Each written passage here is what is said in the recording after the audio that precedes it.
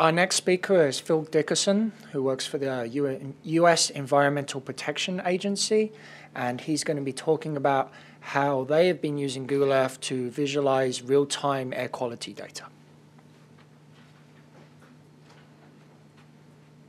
Thanks, John. As John said, I'm Phil Dickerson with the Environmental Protection Agency, Office of Air Quality Planning and Standards, located in Research Triangle Park, North Carolina. And I'm going to be telling you a little bit about what we're doing with virtual globes and real-time air quality data. So first of all, a little bit of background about air quality.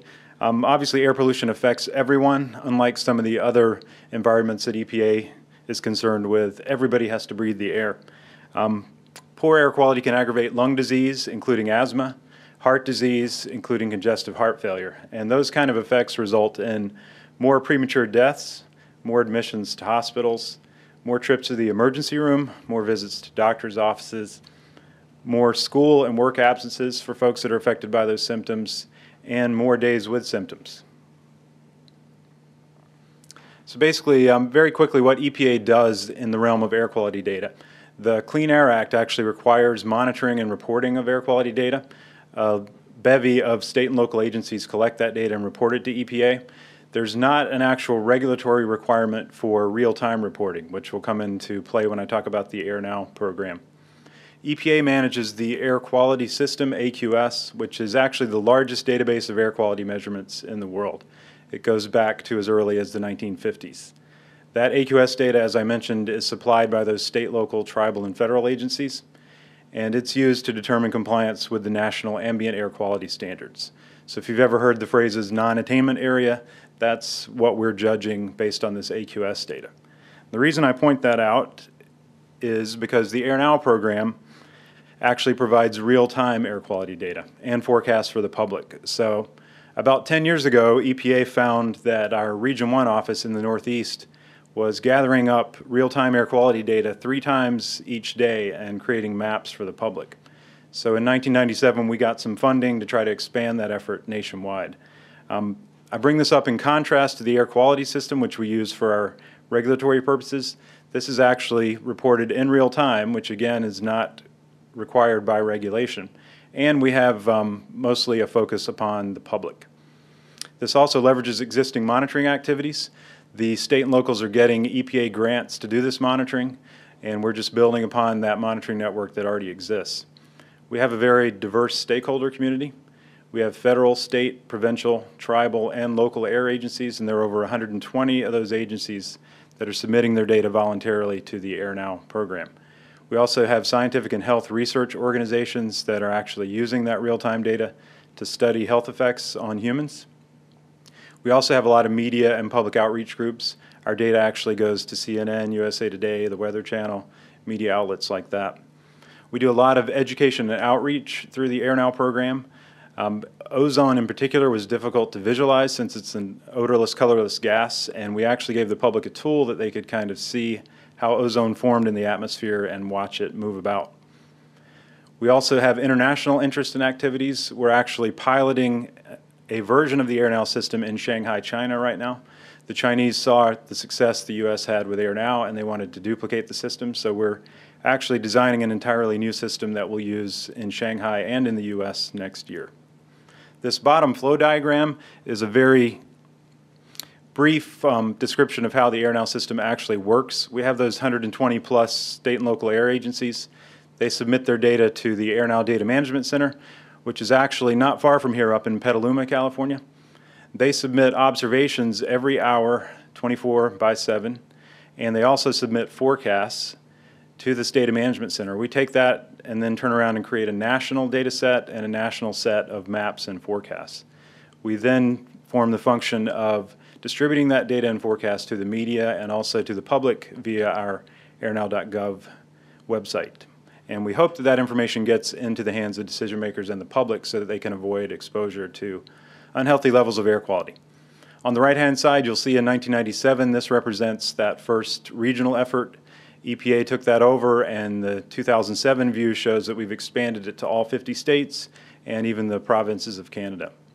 The bottom graphic shows a special purpose map that we drew for the Alaska fires a couple of years ago. Anytime there's an emergency or a special event, we'll contribute by creating real-time data products for that particular event. So a little bit more about AIR now. As you've probably figured out by now, we do a lot of coordination between the state and local agencies and the media. We provide centralization for all this air quality data that's collected at various levels across the country. We convert all the raw data to the Air Quality Index, which is our public tool for reporting air quality. It's a 5-color system that also contains health effects information so that the public can actually figure out what the air quality is and what they can do about it. And we do a lot of education and lots of distribution. Over on the right-hand side, you see some of the many ways we distribute this air quality data. That first one there is actually what I'm going to show in a minute, which is one of our KML products. And then we have contour maps of ozone, which you see right beside the Google Earth window there. We also get our data onto CNN. We have a system that allows you to subscribe to get real-time air quality alerts on your cell phone or pager. And we also get coverage on the Weather Channel, USA Today, and various other media outlets. A little bit more about some of the products we do in the AirNow system. As I've mentioned, we have real-time hourly data. We have forecasts coming in for over 300 cities. We produce a national outlook, which is kind of like the weather map you see on TV at night that predicts where air quality problems will occur in the next day or two. We do news stories for particular wide regional events or in special cases like wildfires. We have webcams so that people can visually get an idea of what the air quality looks like. And we do yearly air comparisons to show how this year compares to last year or the last 5 years. So what we're doing with KML, we actually have a dynamically created KML file, or several files that we create. We've got the most current air quality index, and we update that every hour as the new data comes in. We have today's and tomorrow's forecast air quality index, and those are all updated on an hourly basis based on the latest data that comes in. The KMLs also give more information via pop-up boxes. They give you the ozone and particulate matter AQI concentrations for a location, and give you links to more information in case you have other questions.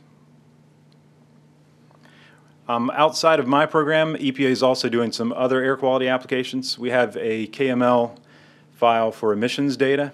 It has a really neat feature where basically the height of the balloon shows the total emissions for a facility, and I'll show that in just a moment. We also allow people to see where the actual air quality monitors are located via a KML. And that's a very neat function because in the past people might find the address of a monitor, they might be able to plot it on a map, but with Google Earth you can now actually see what's around that monitor and detect if there are schools or parking lots or if it's near a busy intersection, things like that. So I've come to the part where I'm going to try to do some live demonstrations, which is kind of the technology equivalent of a bungee jump, but we'll hope it works. First, the location of air quality monitors. This takes you to an EPA webpage, and we monitor for a variety of different pollutants, so you can pull up these different layers depending on the pollutant you're interested in. I'm going to click on the ozone layer. Oh, that was an interesting choice, the ozone layer. This is actually ground-based ozone, so don't get that confused. So what we're doing here is we're pulling up a live KML file of the actual ozone monitoring locations. And you can zoom in on this. Having a little trouble with my mouse. Here we go. If you zoom in here, whoops, okay. You can actually see the monitoring locations, and if you click on one, you can get more information about that particular monitor. So you'll see here this particular monitor I chose is in Salt Lake, near Salt Lake City in Utah. You can get a lot of different information about the monitor itself that comes out of our air quality system, and you can even download some of the historical data for that particular site.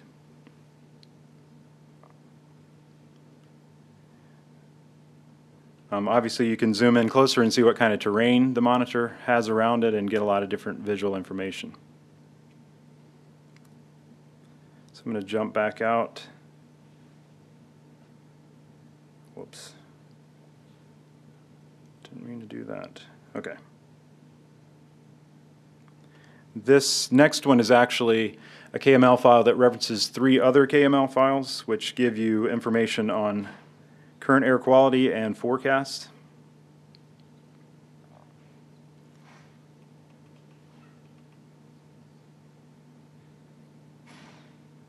Okay. So again, we're loading Google Earth here. We're grabbing 3 files that are generated every hour by the AirNow system. One has the latest conditions at every major metropolitan area. The other has a forecast for today and a forecast for tomorrow.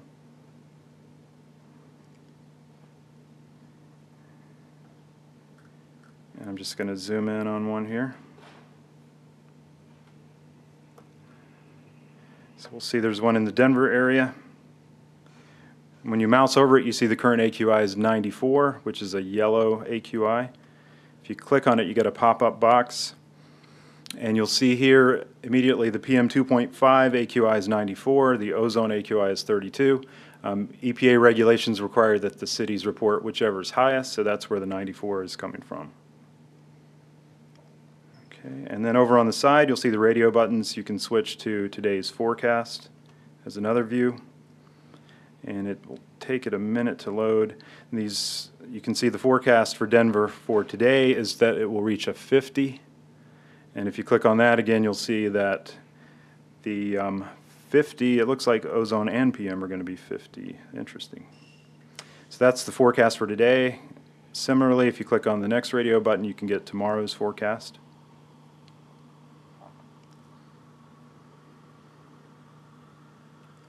And you see it's 50 for tomorrow as well.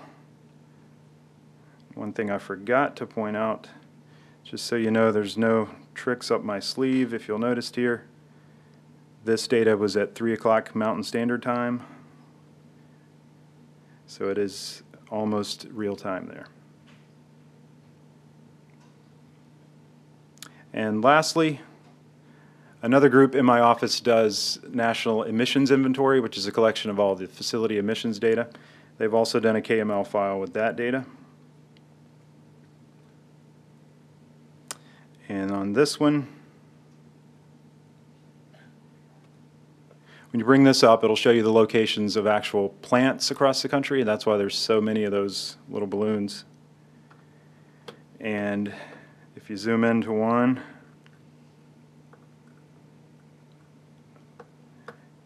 you'll see the balloon gives you more information on that facility. It also gives you a graph of the different emissions coming out of that facility and their relative contribution to the total. And my favorite feature of this particular map is if you rotate the map like so, the height of the balloon actually is the total emissions of those sources. So when you look across the landscape, you can see the highest balloons are the facilities that are emitting the highest amount for that particular area. So if we click on one of those, you'll see its emissions are fairly high compared to some of its neighbors. Okay.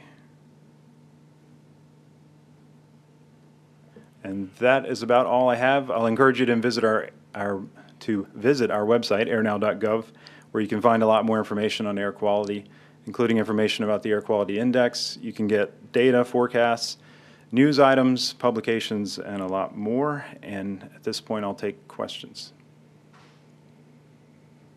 Yes? How do you focus and how can you focus? Ah. From your next day, real data. Yes, the question was, how do we do forecasts and how good are they? The forecasts are actually done again by the state and local agencies, and they use a variety of different methods. Some of them are statistical, some of them are numeric models, and every now and then they actually use some human intuition, which you could also call a guess.